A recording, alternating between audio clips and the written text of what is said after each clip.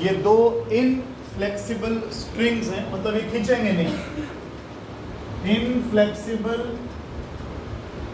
Strings हैं, और ये दोनों u वेलोसिटी से नीचे जा रहे हैं।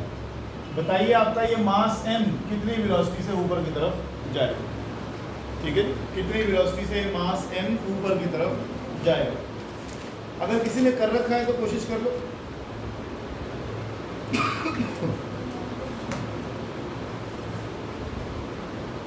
मैं इतने पोर्शन को इधर बना देता हूँ। आ जाओ बेटा, आ जाओ, आगे बैठना भैया।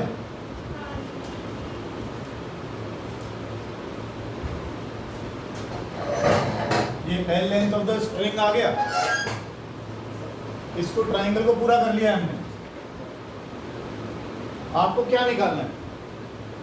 ये वाली वेलोसिटी निकालनी है, कितनी वेलोसिटी से मास ऊपर जाएगा?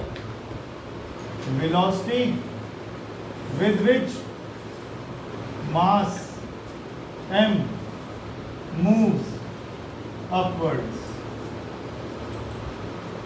velocity with which mass m moves upwards, ये निकालना है आपने। यानी ऊपर की तरफ कौन सा डिस्टेंस आएगा? y। यानी आप किस में इंटरेस्टेड हो? Rate of change of y with time. अभी तक तो हमने सिर्फ ये तय किया है कि निकालना क्या है, अभी तक तो सिर्फ ये तय किया है कि निकालना क्या है। अब निकालेंगे कैसे, वो आप ट्राई करो। मेरे ख्याल से तो सब कुछ क्लियर है। पाइथागोरस थ्योरम अगर आप लगाइएगा तो L स्क्वायर किसके इक्वल आ रहा है? सही है।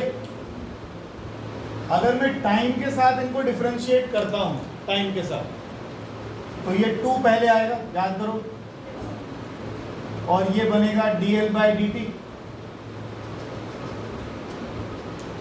x अगर ये ऊपर जाता है तो क्या ये डिस्टेंस कम ज्यादा होगा?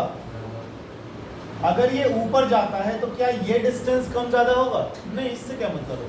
तो इसका मतलब इसका तो चेंज होना ही नहीं टाइम के साथ। डिफरेंशिएशन का मतलब क्या है? इसका चेंज होना with time, rate of change of L with time, लेकिन x तो चेंज नहीं होगा।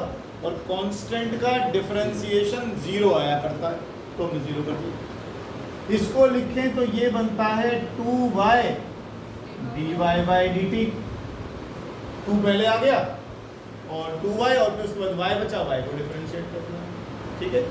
अब तक जो आप डिफरेंशिएट करते आए हो, सेम फंक्शन हुआ करता था। x स्क्वायर को x से डिफरेंशिएट करते थे with respect to x।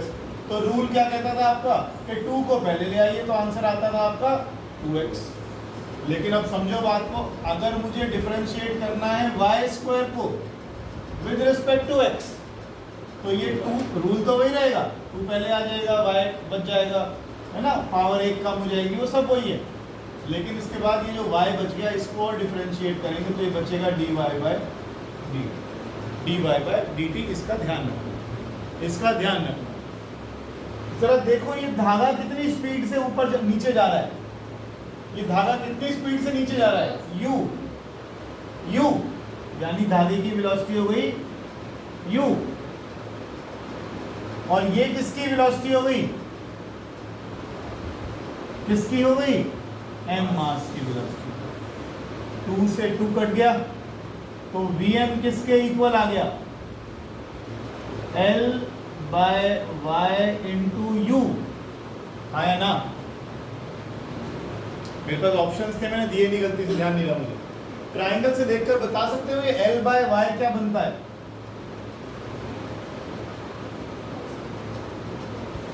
L/y बनता है सीकेंट थीटा। हाइपोटेन्यूज अपॉन क्या? बेस। तो ये बन गया secant theta, u sec theta या u अपॉन कॉस थीटा, वो तुम्हारी मर्जी है। चलो पहला एक क्वेश्चन धमाकेदार, लिखिए इसको, और जो पार्ट नहीं आया वो अभी पूछिए दोबारा से। A cabin is, जो 2-4 लाइन के क्वेश्चन वो बता देता हूँ, बाकी तो यहाँ दिख जाते हैं। आप कहोगे तो मैं कल से इन क्वेश्चंस की फोटोग्राफ भेज दूंगा, ठीक है ना, जो मैं करवा रहा हूँ उसकी फोटोग्राफ भेज दूंगा मैं आपको। अब हैं इसे बाद में लिखना, रिकॉर्ड पे है, लाइक्स पढ़े। लिखो cabin is falling freely under gravity. बस एक ही लाइन इसने लिखवा दिया, बाकी तो भेज दूंगा। What is the time period of pendulum? What is the time period of pendulum attached to its ceiling? What is the time period of pendulum attached to its ceiling? छत।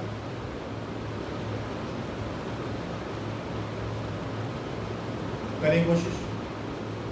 What is the time period of the pendulum attached to its ceiling? छत। A machine gun fires n bullets per second, each of mass small m.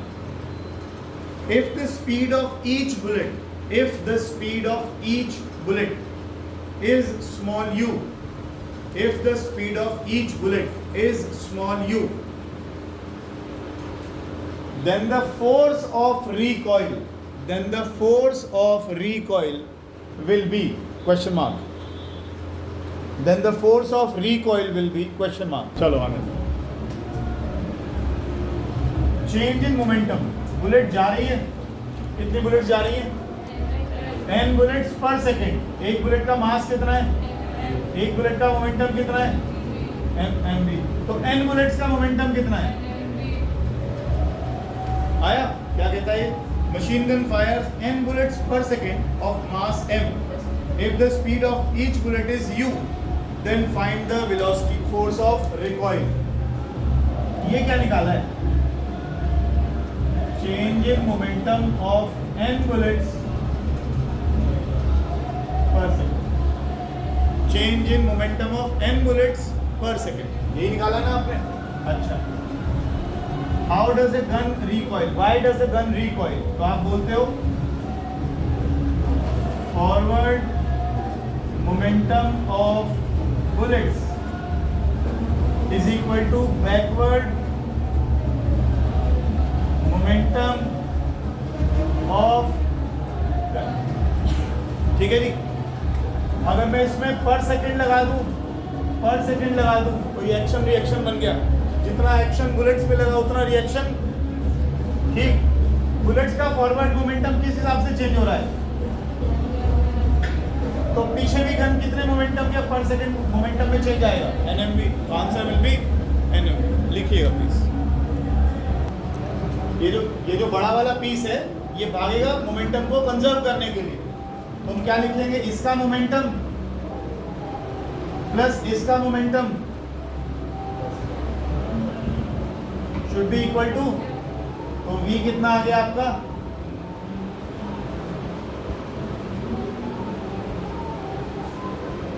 क्या निकाला? m निकाला। वहां से पूछा था ना उसने। Sorry, velocity of other part. क्या गलत लिख रहा हूं मैं?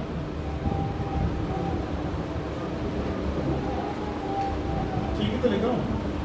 m तो बढ़ गया। देखना क्या गलती हो रही है।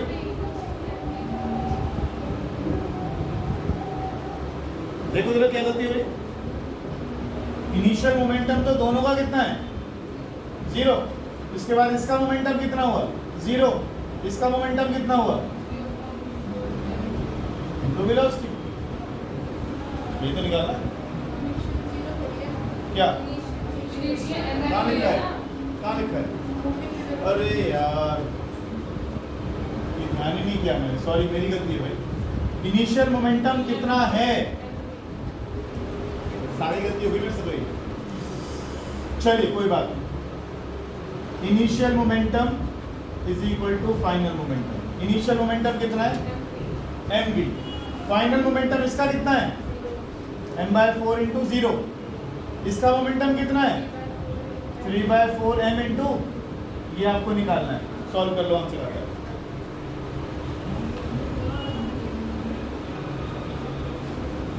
अब क्वेश्चन थोड़े से ठीक ठाक से आएंगे तो थोड़ा ध्यान से समझिएगा।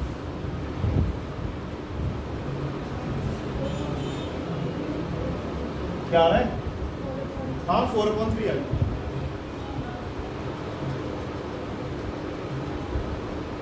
एक ब्लॉक है 1 kg का। सिर्फ कीवर्ड्स लिख लो, बस कुछ नहीं करना। क्वेश्चन में भेज दूंगा। 1 kg का ब्लॉक है। और ये हॉरिजॉन्टल टेबल पर रेस्ट कर रहा है,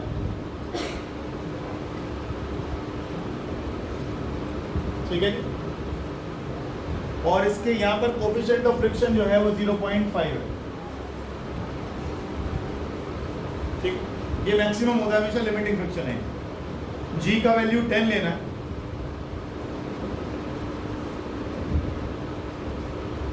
Magnitude of force acting upwards at an angle of 60 degree from the horizontal that will start the block moving। यहाँ पर हमने एक फोर्स लगाई 60 डिग्री के एंगल पर, ठीक है जी। Find the magnitude of the force acting as shown that will just start the block moving. Force का मैग्नीट्यूड बताइए that will just start the block moving। जो ब्लॉक को चलाना शुरू कर दे, कितनी फोर्स लगाऊं?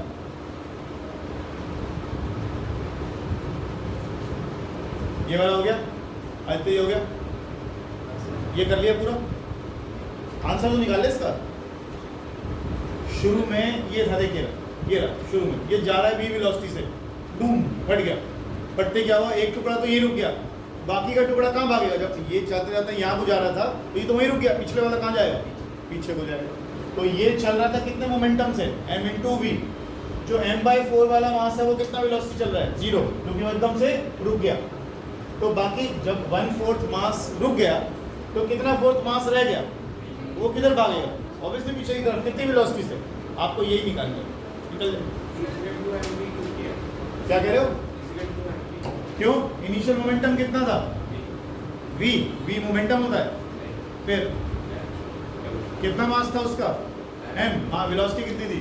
तो फिर हाँ जी, क्वेश्चन हो गया। 10 ऑप्शन है और आंसर आ रहा है 5.36।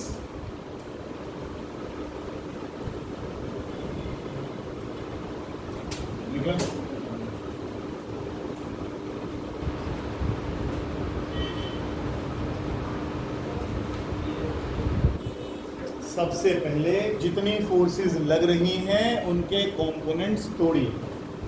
देखिए जरा इस पर कौन कौन सी फोर्स लग रही है। इधर की तरफ कंपोनेंट तोड़ता हूं तो क्या आता है? F cos 60। ऊपर को कंपोनेंट तोड़ता हूं तो कितना आता है? F sin 60। नीचे की तरफ क्या है इसका? है कि नहीं? और फ्रिक्शन तो है ही। सो है। अब मुझे बताओ आंसर कितना आने वाला है?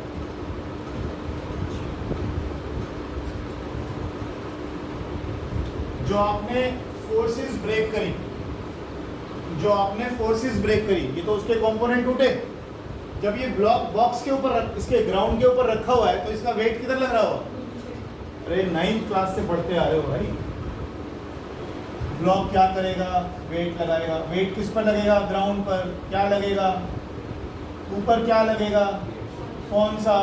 नॉर्मल। तो नॉर्मल रिएक्शन तो लगाया ही नहीं, नॉर्मल रिएक्शन भी लगाओ। अब देखो ये गलती हुई है आपसे। अब ये बॉडी चलेगी आगे को या ऊपर नीचे को? तो ये तो इक्विलिब्रियम है। इसका मतलब F sin 30 ऊपर को लगने वाली force plus R should be equal to M। एक इक्वेशन बन गई, रख के रख। अब फ्रिक्शन किधर को लगेगा? पीछे की तरफ को लगेगा, है ना? अब आपका F cos 60, देखिए जरा एक बार, देखो चलाएगा कौन? F cos 60। ये खींच रहा है इसको ऐसे। अगर ये फ्रिक्शन से ज़्यादा हो तभी तो चलेगा। मैक्स टू मैक्स अगर मैं लिमिटिंग फ्रिक्शन की बात करूँ तो कम से कम इसको इसके बराबर होना पड़ेगा, तब बॉडी चलने की हालत में आएगी। ज़्यादा तो कितना ही लगा दो, फिलहाल मुझे F cos 60 को किससे ज़्यादा करना है, या कम से कम क्या करना है? बराबर। फ्रिक्शन cos 60 कितना होता है? फ्रिक्शन का फॉर्मूला म्यू आर। और यहाँ R किसके इक्वल है?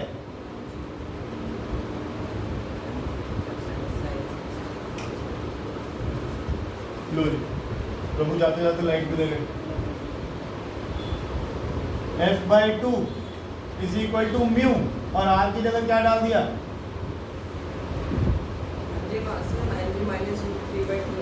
कौन सा? हाँ लिख देता हूँ, इसे डालो ना, sin 60 को लिख देता हूँ √3/2। और आपके पास सारी वैल्यूज ही है मेरे ख्याल से। 1 kg का ब्लॉक है तो ये 1 kg आ गया। G का वैल्यू 10 ले लो, फोर्स आपको निकालनी है, क्या बच गया? म्यू भी है आपके पास 0.5, इसे सॉल्व कर लो आंसर। और तुमने क्या किया था? तुमने किया F cos 60 = F किया था ना, और फिर उसके बाद R नहीं लिखा, बस वही गलती होगी, इसीलिए आंसर 10 आ गया।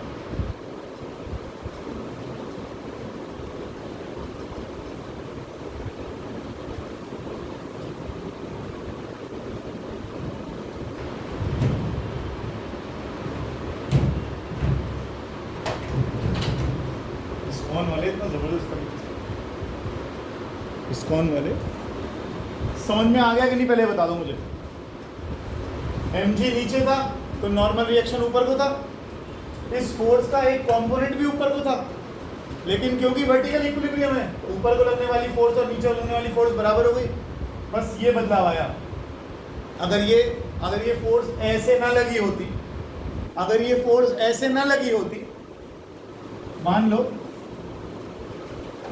ये फोर्स ऐसे लगी होती तो कुछ नहीं होना था, वेट किधर लगता?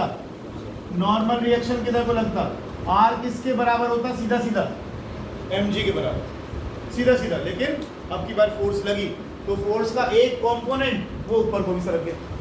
इसका मतलब ये दो फोर्स हैं जो किधर को लग रही हैं? ऊपर को, और ये फोर्स किधर को लग रही है? लेकिन ये उछल कूद तो कर नहीं रहा, ये ऊपर जा रहा हो या नीचे जा रहा हो, इक्विलिब्रियम में है, इसका मतलब बैलेंस है। ये ले जा रही है आगे। अगला सवाल, हेडिंग डालिएगा, ओ लाइन लिखिएगा, स्टार्टिंग फ्रॉम रेस्ट, बस इतना लिखिए।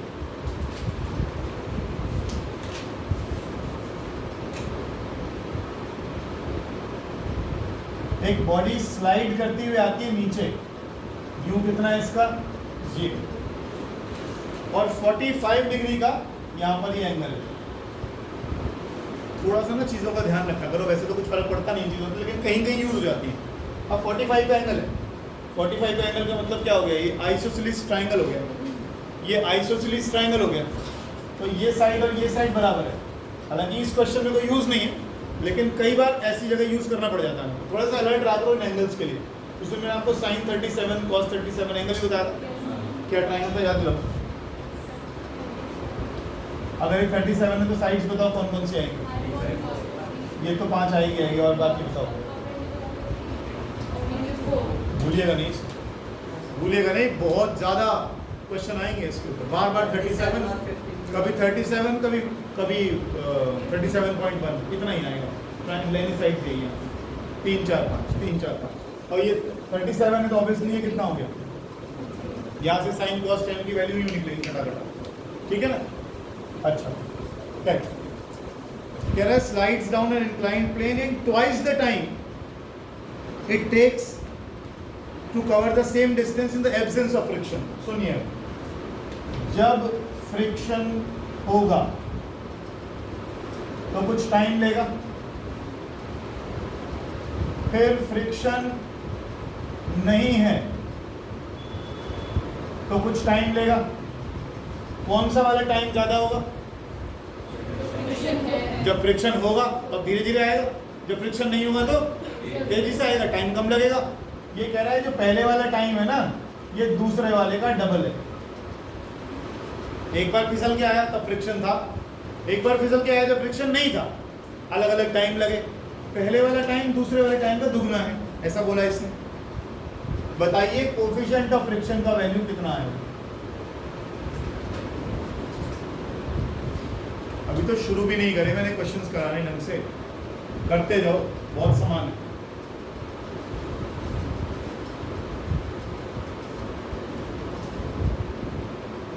अभी फिलहाल ये क्वेश्चंस मैं अपने हाथ से भी इसलिए करवा रहा हूँ ताकि कम से कम 10 15 20 क्वेश्चन भी कर लोगे तो एक अंदाजा लग जाएगा क्वेश्चंस करने कैसे होते हैं, सॉल्व कैसे करने होते हैं। आज तक करे ही नहीं आपने कभी, कम से कम घर जाके इनको तो रिवाइज करना, बाकी नए करने की तो बाद में सोचेंगे।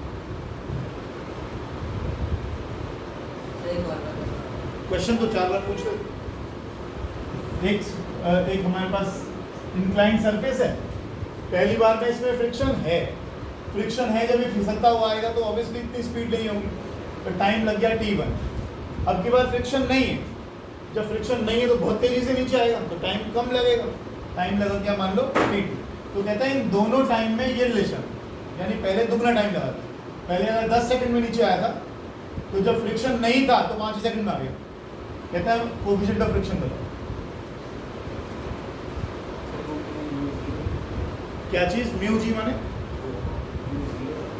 हाँ इनिशियल वेलोसिटी 0 है, रेस्ट पे चला है वो शुरू।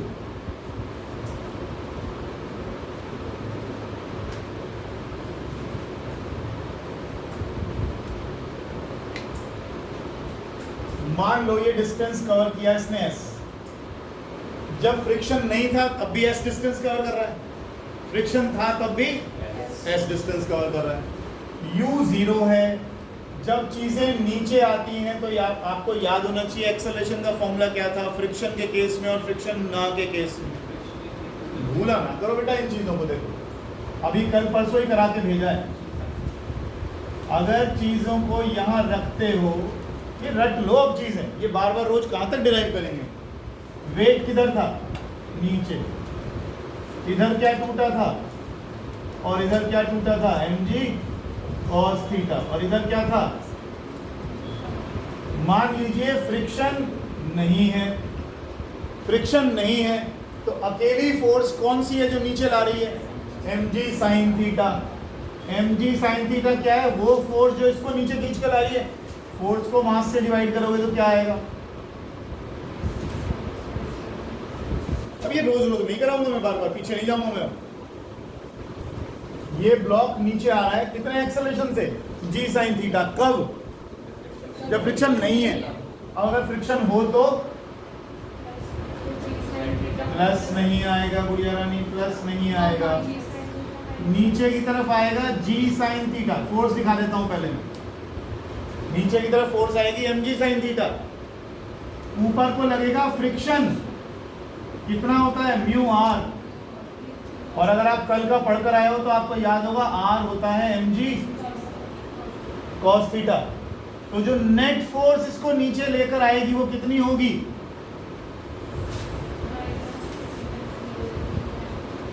ये नेट फोर्स होगी। और अगर मैं फोर्स के मास से डिवाइड कर दूं तो क्या आएगा, एक्सेलरेशन, कितना एक्सेलरेशन,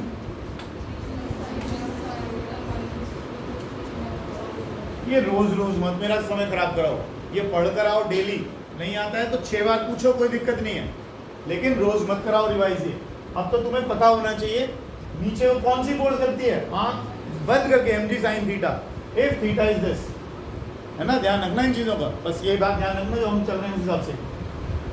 ये बात समझ में आ गई सारी, ये हमने परसों भी करी थी, आज फिर रिवाइज कर ली। अच्छा, क्या यही केस नहीं बन रहा, जब फ्रिक्शन नहीं है तो कितना एक्सेलरेशन है g sin थीटा, जब फ्रिक्शन है तो कितना एक्सेलरेशन है g sin theta minus mu g cos theta, यानी दोनों केस में एक्सेलरेशन फर्क आ गया।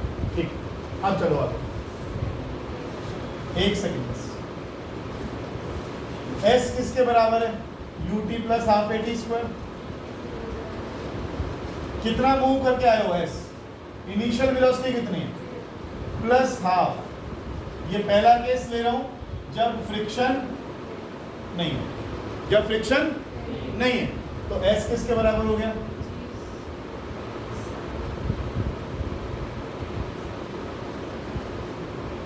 जब फ्रिक्शन नहीं था तो t2 लिया था शायद मैंने, टाइम देखना, t2 लिया था ना, टाइम t2 आ गया। दूसरा केस, जब फ्रिक्शन है, जब फ्रिक्शन है तो s किसके बराबर आएगा, u तो 0 है ही, half g sin theta minus mu g cos theta into t1 square, सही है। अब ये भी s के बराबर है और ये भी s के बराबर है, तो इनको इक्वेट कर लूं, रेशो निकल आएगा आराम से बड़े। कर दो equate, half G sine theta minus mu G cos theta into T1 square equals half G sine theta into T1 square. आपसे पूछा क्या था, देखना जरा। नहीं यही क्या, म्यू पूछा था, म्यू पूछा, बताइए कैसे करते हैं। ये तो आ ही गया मेरे ख्याल से। थीटे वीटे बताइए आपको सारे, थीटे ये कट गया, जी भी सारी टर्म्स में आ रहा है, ये भी कट गया। सारे को कॉस से डिवाइड कर दूं, क्यों कर दूं, नहीं क्यों कर दूं थीटा को,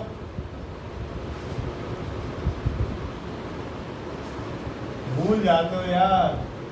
जरा एंगल ऑफ फ्रिक्शन चेक करना क्या था, चेक करो एंगल ऑफ फ्रिक्शन लिखवाया एक जगह, वहां सॉल्व भी करवाया था आपको मैंने। tan थीटा किसके इक्वल आएगा, एंगल ऑफ फ्रिक्शन। मिल गया प्रभु। तो cos थीटा से इसको भी डिवाइड कर दो, इसको भी डिवाइड कर दो और इसको भी डिवाइड कर दो। कितना हो गया ये, tan theta minus mu into T1 square is equal to, एक सेकेंड एंगल ऑफ, अरे हमारा तो एंगल ऑफ फ्रिक्शन ज्यादा है ना, मेरे से गलती होगी, एंगल ऑफ फ्रिक्शन ज्यादा है, सॉरी एंगल ऑफ इंक्लिनेशन ज्यादा है, नहीं कर पाओगे। वैल्यू डालो साइन 45, मैं रिपोज एंगल समझा, ध्यान नहीं रखना, म्यू कॉस 45। T1 कितना लिखा था हमने, T1 और T2 में कौन सा ज्यादा था, T1 कितना था,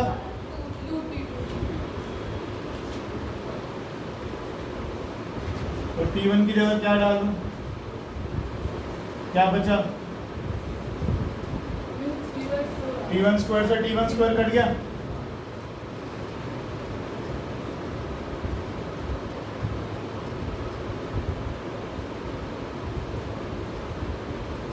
ये कैंसिल हो गया।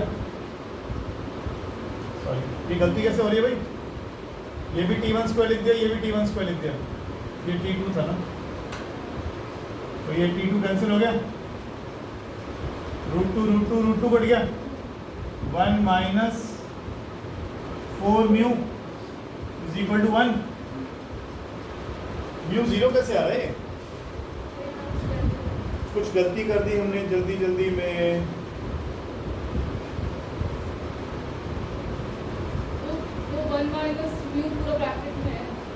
कहाँ पर 1 माइनस म्यू, ओह शिट क्या कर 1 by root 2 minus mu into 1 by root 2 into 4T2 square is equal to 1 by root 2 into T2 square. ये कैंसिल हो गया, अब क्या बचा, रूट 2 तो फिर भी काट ही सकता हूँ, कट गया, 4 नीचे जाएगा, 1 minus mu is equal to 1 by 4, mu आ गया 3 बाय 4, सी कारण।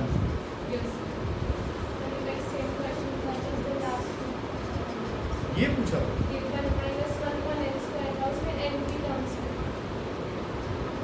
अच्छा, हाँ याद आ गया, 1/1 माइनस ना n स्क्वायर था शायद ऊपर, 1 माइनस 1/n स्क्वायर। नहीं अभी कुछ, जब हमें s की रिक्वायरमेंट ही नहीं है, ये तो बदलना नहीं है, ये भी नहीं बदलना, रिलेशन किस में आएगा, a में और t में आना है ना, तो बाकी चीज़ें जो कांस्टेंट है उनको हटा दो, वहाँ से हटा दो मतलब कांस्टेंट लिख दो उसको, या तो छोटे बच्चे की तरह समझ में आता तो ऐसे कर ले, 2 को इधर लें, 2s किसके बराबर आ गया, क्या ये दोनों चीज़ें कांस्टेंट है, हाँ है। मैं एक काम करता हूँ, a को नीचे ले आता हूँ, क्या मैं ऐसा कह सकता हूँ कि a is inversely proportional to t square, क्या मैं ये कह सकता हूँ ए नीचे ये ऊपर, ए नीचे ये ऊपर, तो कौन सा वेरिएशन आ गया? 8th पास हो ना, 8th में आया था चैप्टर ये डायरेक्ट इनवर्स वेरिएशन का 8वीं क्लास में। ए और टी स्क्वायर इनवर्स में आ गए या नहीं आए ना? लेकिन ऐसे थोड़ी कह दूंगा मैं ए और टी स्क्वायर वो आ गए। बाकी सभी चीजें कैसी होनी चाहिए मैंने आपके पास पहले भी कही। अगर कोई क्वेश्चन है, एक फॉर्मूला है x square b upon t q, अगर मैं ये कह रहा हूं ए बी के प्रोपोर्शनल है तो यानी ये वाली चीज और ये वाली चीज फिर कांस्टेंट होनी चाहिए, वो ना बदले। अगर आप कह रहे हो ये इसके हिसाब से बदलेगा डायरेक्ट वेरिएशन में तो बाकी कांस्टेंट होनी चाहिए, इसकी गलती मत करना। ऐसे ही अगर हम कह रहे हैं ए और टी स्क्वायर इनवर्स में है तो फिर ये कांस्टेंट होना चाहिए। अब एक्सेलरेशन एक केस में कितना आया था? जी साइन थीटा, और इसको और भी क्या लिख सकते हो आप बाद में, a1 अपॉन a2, ध्यान से देख लेना, t2 अपॉन t1, 1 2 है तो 2 1 हो जाएगा, यहाँ पर उल्टा है ना, इनवर्स में आ रहा है।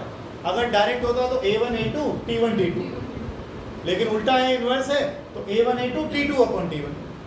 अच्छा, एक्सेलरेशन पहले केस में जब फ्रिक्शन नहीं था कितना था? जब फ्रिक्शन था G sine theta minus mu G is equal to क्या?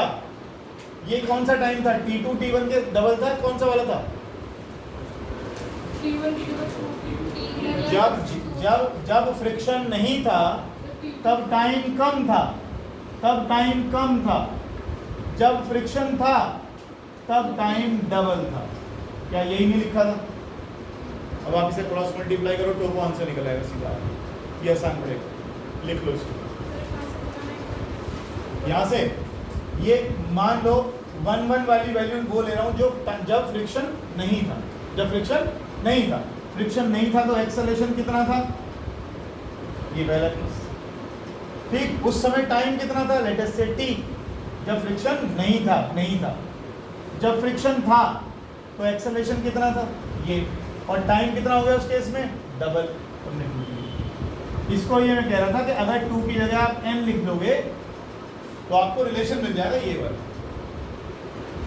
समझ रहे बात को? हर बार डबल थोड़ी आएगा, हर बार डबल थोड़ी आएगा। अगर n टाइम्स आ गया तो आप यहाँ पर nt कर देना।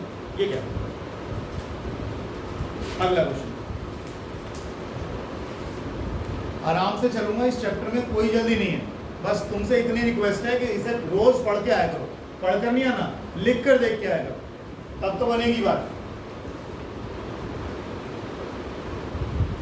अगला क्वेश्चन, जैसे कल हमने एक वो किया था, याद दिलाओ जरा मेरे को, उसका शॉर्टकट बताता हूँ। इसमें जेईई मेन के 2 क्वेश्चन आए हुए हैं उसी के ऊपर जो मैंने कल करवाया था। चेन वाला क्वेश्चन था एक, जरा चेक करो क्या था। उसमें कहा था ये टेबल है और टेबल के ऊपर चेन है, यहाँ पर फ्रिक्शन भी है। बताइए कितना चेन का पोर्शन, कितना फ्रैक्शन बोल देगा या कितना परसेंट चेन हैंग कर सकती है बिना गिरे। क्या बोल रहा हूँ? कितना फ्रैक्शन या कितना परसेंट चेन हैंग कर जाएगी बिना गिरे। उस केस में आपने लास्ट में जाकर एक वो निकाला था, क्या था वो देखना जरा। अगर आप याद रखेंगे तो अगले आने वाले दोनों सवाल चुटकी भर में हो जाएंगे।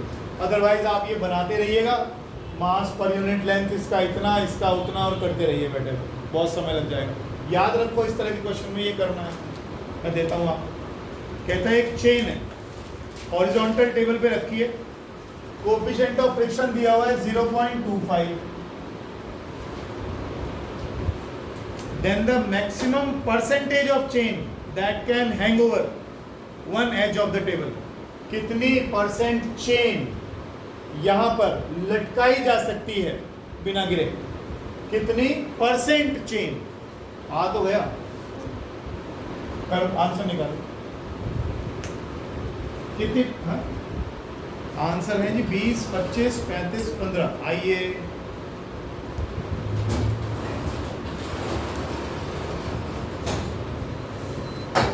जी 20% आ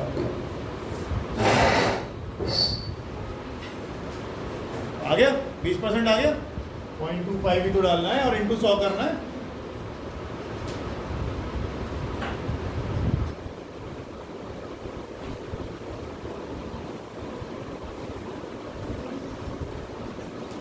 अगला क्वेश्चन,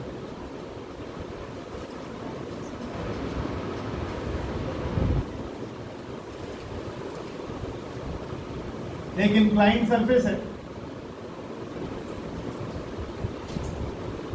और यहां हमने एक बॉक्स को ऐसे बांध रखा है। 1 kg का बॉक्स है मास है और कोफिशिएंट ऑफ फ्रिक्शन दिया हुआ है 0.8 और ये एंगल इंक्लिनेशन का आपको दिया हुआ है 27.89। ठीक है जी।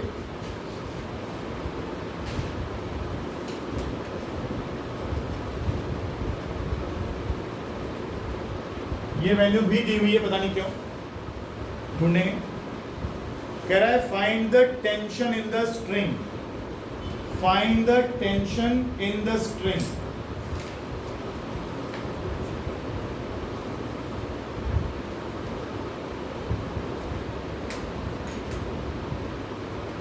Find the tension in the string.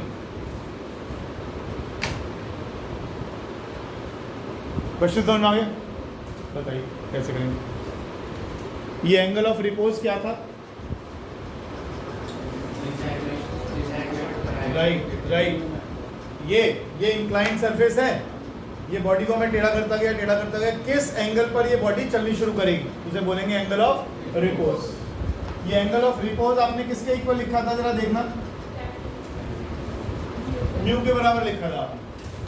अगर अल्फा एंगल ऑफ रिपोज है तो आपने tan अल्फा म्यू के बराबर लिखा था। ठीक है, म्यू कितना है आपका, अल्फा कितना आ गया, क्या इसकी वैल्यू दी हुई है? ये वैल्यू क्या बता रही है? ये वैल्यू कह रही है 39 डिग्री पर तो इसने चलना शुरू करना था।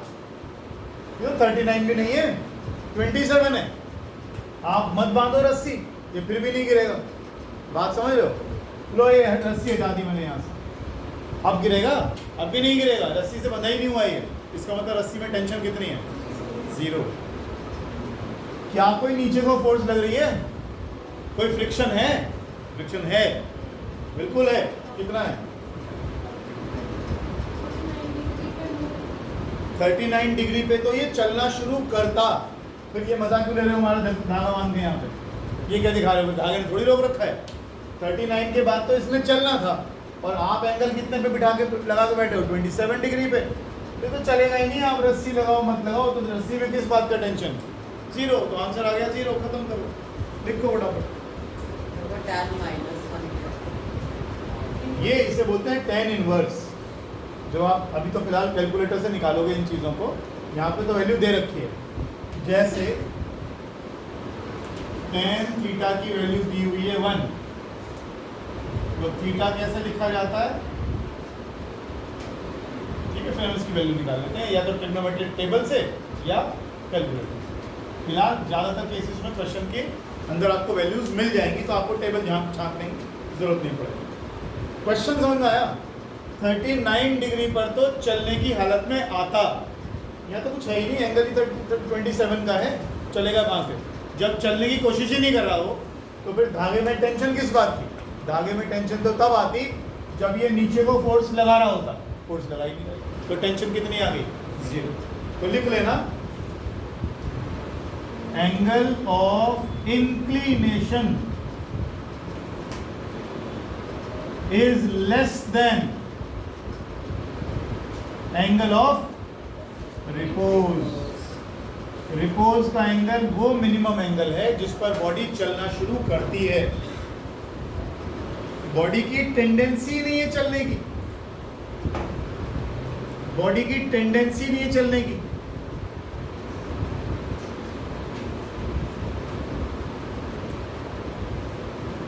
और कुछ कह सकते हो उसमें? और कुछ ऐड करना चाहो? क्या कोई फोर्स नहीं है नीचे लग रही होगी? कौन सी? mg sin थीटा, बिल्कुल ठीक है।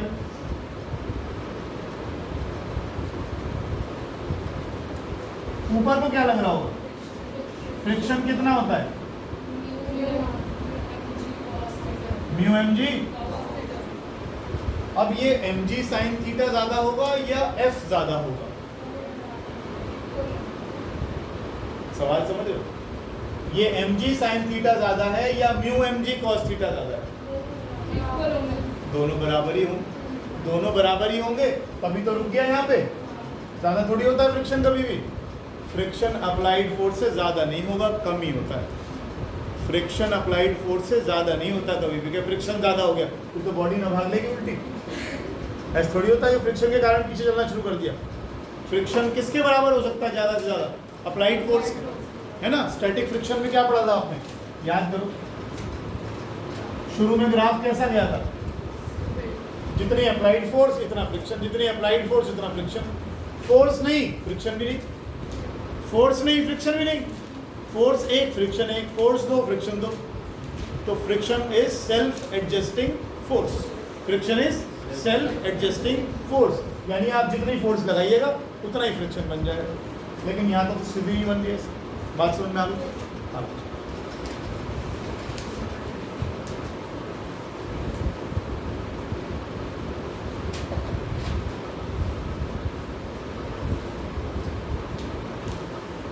धीरे धीरे क्वेश्चंस प्रैक्टिस करते जाओगे तो कम से कम इतने ज्ञान चक्षु तो खुल जाएंगे आपके कि कब कौन सी क्या क्या लगा सकता हूँ, पॉसिबिलिटीज मिल जाएंगी आपको। अभी तो करा ही कहाँ है बेटा, पहली बार न्यूमेरिकल करने बैठे, हतोत्साहित बिल्कुल नहीं होना है। धीरे धीरे सब चीजें हो जाएंगी।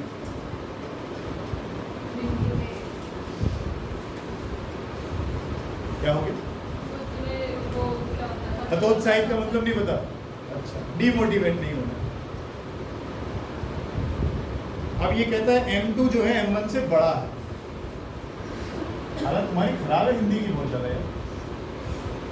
चलो अब बताइए, what is the acceleration of hanging mass M2? ये फिलहाल ब्लॉक रेस्ट कर रहा था। क्या कह रहे हो? हाँ हो सकता है। डिमोटिवेट का मतलब कुछ और हो गया, तो उस पर ध्यान दे रहे, इधर ध्यान दे। मेरी हिंदी में चेक कर, निकालना ये था कि प्रोत्साहन कहते हैं कि हतोत्साहित कहते हैं।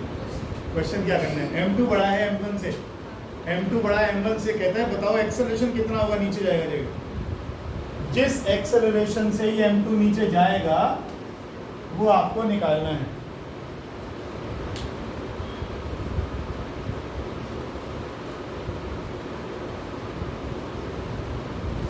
M2 बड़ा है, पहले से दे रखा है उसमें।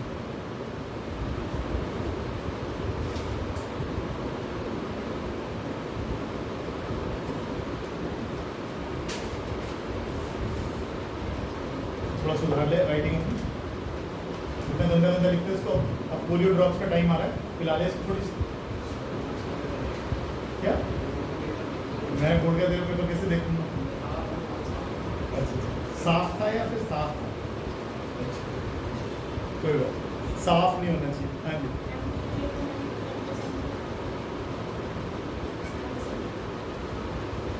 किया कैसे?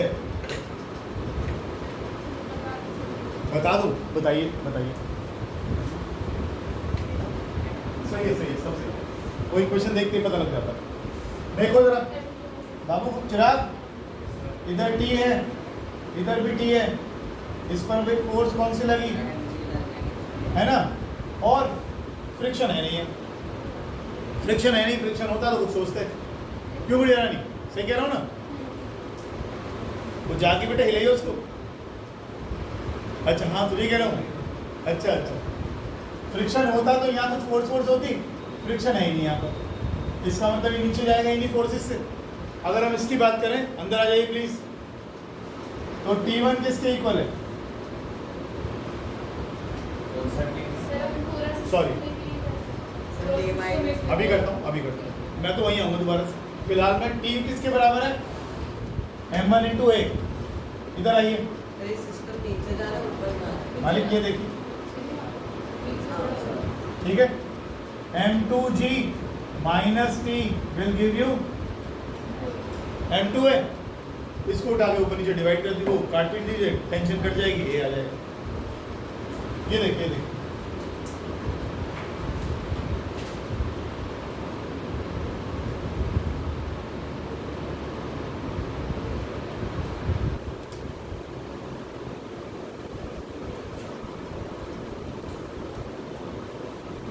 अब इसको दो तरीके से और समझिए, तो बार बार कहाँ इतना बड़ा करते रह करेंगे। एक बात बताओ, इधर देखो प्लीज, इधर देखो, ये बॉक्स यहाँ रखा हुआ है, ये बॉक्स तो खींच के लेके जा रहा है। एक चीज का जवाब देना बस, कौन सी फोर्स है जो इसे चला रही है? कौन सी फोर्स है जो इसको चला रही है? इसका वेट, इसका वेट। तो इसमें अगर मैं आपसे कहूं नेट एक्सेलरेटिंग फोर्स, तो आप क्या बोलोगे? हाँ या ना? यही तो खींच रही है। अगर यहां फ्रिक्शन होता तो मैं यहाँ F डाल देता, अगर होता, है तो नहीं, है तो नहीं, तो कोई रोक तो रहा नहीं इसको। सिंपल सोचो, कौन इसको खींच रहा है? इन दोनों को कौन खींच रहा है नीचे? इसका वेट। तो वेट क्या हुई? Net force. कितने मास को खींच रही है? m1 को और m2 को। अगर मैं फोर्स को मास से डिवाइड कर दूं तो क्या आता है? फोर्स कितनी लगाई आपने? m2g। कितने मास को खींच रहे हो? सीधा ये ज्यादा बेटर तरीका समझने का, चीजों को सोचने। बाकी तुम्हारी मर्जी, वो भी ठीक है, कोई गलत नहीं। अगला करिए।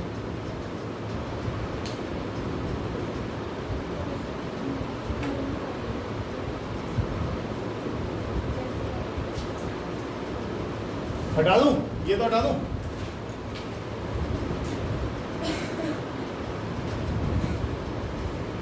The block slides down an inclined plane of angle theta with constant velocity. ठीक है, एक ब्लॉक है, वो नीचे स्लाइड कर रहा है with constant velocity. Let us say u.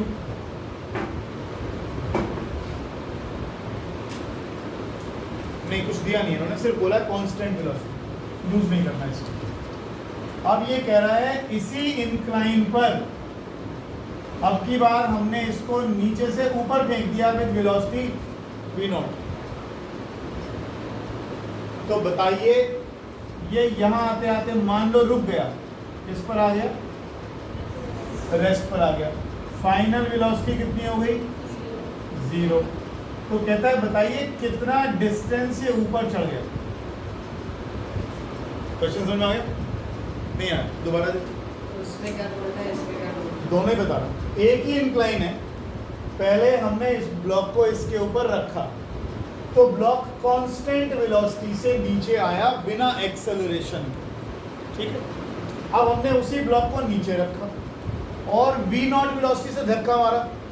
जब v0 वेलोसिटी से चला तो थोड़ी देर चलने के बाद ऑब्वियसली रुक गया। कहता है बताओ स्लोप पर कितना ऊपर जाने के बाद ये रुक। Distance covered on the incline आपको निकालना, distance covered on the incline आपको निकालना, कोशिश करिए। आंसर आपका u, g और थीटा इनकी टर्म्स में ही आएगा।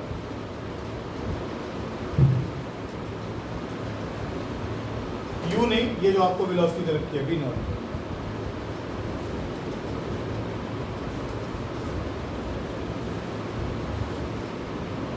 फिगर में तो कुछ नहीं। फिगर से कुछ मत देखो, फिगर में टेंशन मत लो।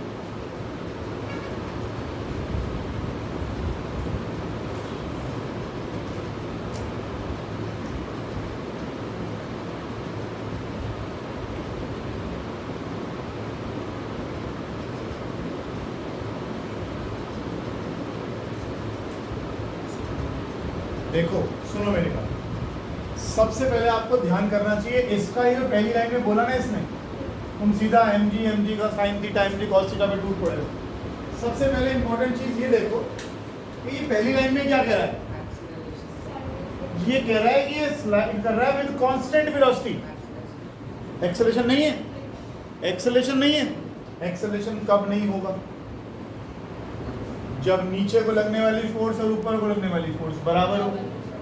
इसका मतलब मैं इस थीटा को एंगल ऑफ रिपोज की तरह ट्रीट कर सकता हूं। फिर सुनिए दोबारा से, अगर ये बॉडी कांस्टेंट वेलोसिटी से नीचे आ रही है तो नेट एक्सेलरेशन कितना होगा? नीचे की तरफ फोर्स क्या लेते हो? अरे बोलो यार। जी साइन थीटा और ऊपर क्या लगता है वो आपका?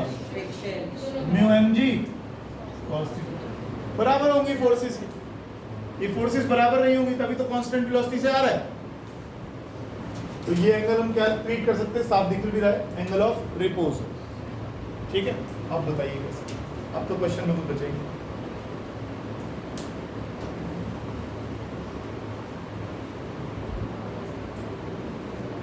अगर ये एंगल ऑफ रिपोज है तो tan थीटा किसके इक्वल आ गया?